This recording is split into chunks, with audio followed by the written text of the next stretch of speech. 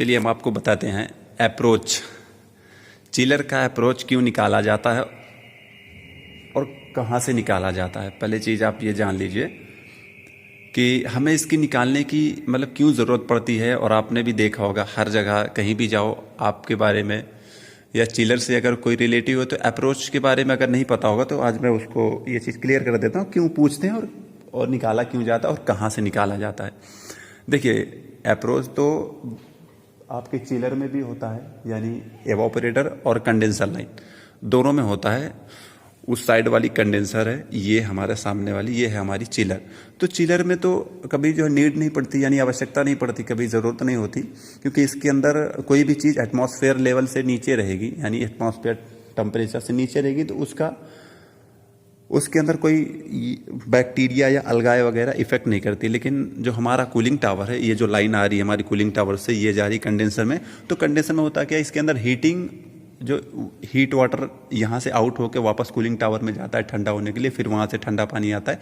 तो वो जो गैस की हीटिंग रहती है जो हमारे इस कंप्रेसर से आउट होके ये जो दिख रहा है ये कंडेंसर की जो इधर वाली ये जो डिस्चार्ज लाइन है, ये इसके अंदर heat high pressure high temperature यानी सुपर हीटेड जो गैसेस आती है ये कंडेंसर है। तो कंडेंसर के अंदर जो हीटिंग होती है गैस की, उस हीट को कम करने के लिए, यानी उस हीट को वेपर फॉर्म से लिक्विड बनाने के लिए ये जो वाटर का यूज होता है, जो इसके अंदर कूलिंग टावर से पानी आ रहा है हमारा, वो इसकी गैस को ठंडा करने के लिए आता है। ठीक है, अब वो ठंडा करने के लिए देखिए हमारे एयर कूल्ड जो होता है कंडेंसर, आपने देखा होगा जो स्प्लिट एसी के आउटडोर होते हैं उसमें फिन्स टाइप और एक कॉइल अंदर अंदर होती है। तो उन कॉइलों के अंदर क्या होता है कि गैस होती है और बाकी फिन्स से हवा टकराती रहती ताकि वो गैस लिक्विड बन जाए, यानी वेपर से लिक्विड बन जाए। तो सेम वही प्रोसेस यहाँ पे है कि यहाँ पे लेकिन बस हमारी गैस को हमारे ये जो वाटर के थ्रू पे ये ठंडा किया जा रहा है। ठीक है, अब ठंडा करने के लिए क्या होता है कि वहाँ पे क्या होता है, देखिए वाटर एयर कूल्ड कंडेंसर में क्या होता है कि हमारी जो फिन्स रहती हैं, फिन्स में होता क्या है कि जो बाहर की धूल होती है, गर्दा गुबार होता है, वो डस्ट वगैरह उस पर जम जाते हैं। तो हम क्या करते हैं उसको जो है सफ़ा कर देते हैं किसके कपड़े के थ्रू, या जो है केमिकल थोड़ा बहुत हो गया और फिर उसके बाद ब्लोअर से, तो वहाँ पे वो सफ़ा हो जाती है। लेकिन इसमें सफ़ा करने के लिए हमें क्या करना पड़ता है, इसके अंदर देखिए इसके अंदर ट्यूब होती है और सेल होती है। ये जो बड़ा सा डब्बा दिख रहा है ये डब्बा एक सेल है, ये पूरा कास्ट आयरन है, और इसके अंदर एक ट्यूब होती है, मतलब वो जो तमाम तरह की होती हैं उसके अंदर बहुत सी ट्यूबें होती हैं। तो एक ट्यूब में ये जो हमारी ये आप देख रहे हैं ये इन है और ये आउटलाइन है। तो नीचे से ठंडा पानी आता है, ऊपर से आउट होके इसकी हीट लेके वापस चला जाता है कूलिंग टावर पे ठंडा होने के लिए।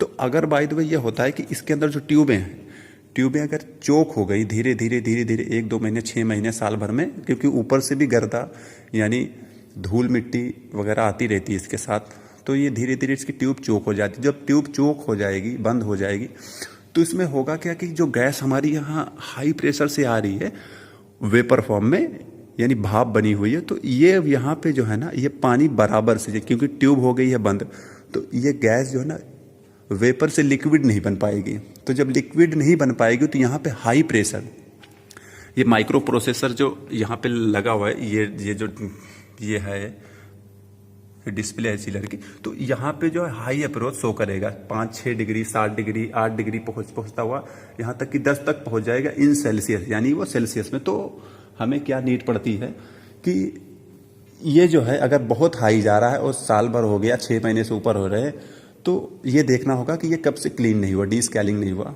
ठीक है, तो अप्रोच वहाँ पे शो हो जाता है। अब मैं आपको ये बता देता हूँ निकालते कैसे हैं अप्रोच। ठीक है, पहले चलिए ये देख लीजिए, ये है इसकी ये डिस्प्ले है, यहाँ पे आपको दिख रहा है एंट्रिंग कंडेंसर लिक्विड टेम्परेचर 17.6 और लिविंग कंडेंसर लिक्विड टेम्परेचर 17.8। ये अभी ऑफ कंडीशन पे है। ठीक है, तो ऑफ कंडीशन पे एंट्रिंग लिविंग सेम हो जाता है किसी चीज़ का, क्योंकि ऑफ पे है तो हमारी गैस इसके अंदर सर्कुलेशन ही नहीं हो रही, तो ये जो नॉर्मल टेम्परेचर है। और ये यहाँ पे देख लिए इसको ही ध्यान देना, ये है कंडेंसर सैचुरेशन टेम्परेचर जो कि 16.2, कंडेंसर स्मॉल टेम्परेचर डिफरेंट, ये हमारा स्मॉल जो लिखा हुआ है ये है हमारा अप्रोच है।